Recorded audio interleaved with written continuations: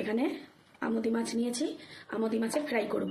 এখানে আমুদি মাছের নুন দিয়ে দিয়েছি আর লেবুর রস দিয়ে দিচ্ছি, হলুদ দিয়ে দিয়েছি, লেবুর রস দিয়ে দিলাম, দিয়ে আমি মাখিয়ে রাখবো একটু টাইম।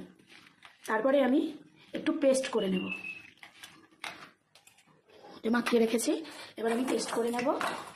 এখানে পেঁয়াজ নিয়েছি, 5-6টা কাঁচা লঙ্কা নিয়েছি, একটু রসুন নিয়েছি,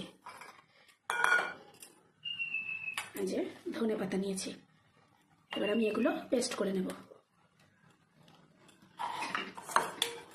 আর এখানে উপকরণ লাগছে সাদা তেল, নুন, কালো জিরে, লঙ্কার গুঁড়ো আর হলুদ। আর এখানে আমি বেসন নিয়েছি, বেসন একটু চালের গুঁড়ো দিয়েছি মচমচে হওয়ার জন্যে, আর পরিমাণ মতো নুন দিয়ে দেব, একটু লঙ্কার গুঁড়ো দিয়ে দেব,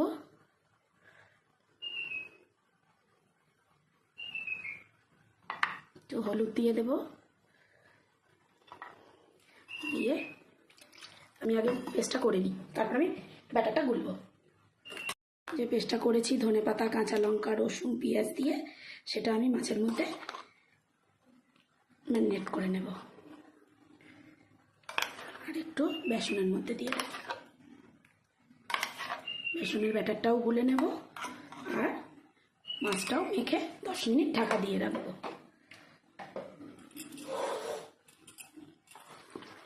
মাখানো একদম হয়ে গেছে, রেডি।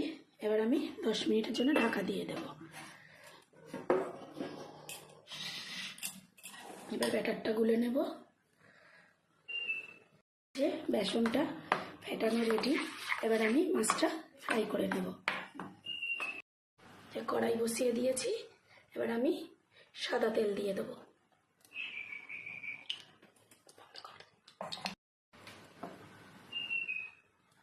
মাছটা আমি ফ্রাই করে নেব, একটা সিমে করে হালকা করে, যাতে পুরোটা ফ্রাই হয় সেরকমভাবে ফ্রাই করে নেব।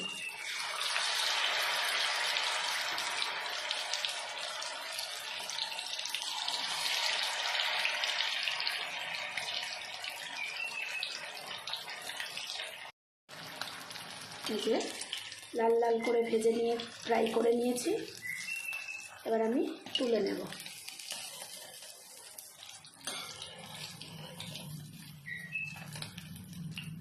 আমুদি মাছের ফ্রাই একদম কমপ্লিট। এইভাবে সস, চিলি সস, স্যালাড দিয়ে সন্ধেবেলাও এভাবে ফ্রাই করে খেয়ে দেখবেন, অসাধারণ খুব ভালো লাগবে, অসাধারণ লাগবে। আর আরেকভাবেও খাওয়া যাবে, ডালের সঙ্গে এইভাবে ফ্রাই করে খেলেও দারুণ লাগবে। এইভাবে অবশ্যই বাড়িতে বানিয়ে খেয়ে দেখবেন, খেয়ে দেখে কেমন লাগে আমাকে অবশ্যই কমেন্টে জানাবেন।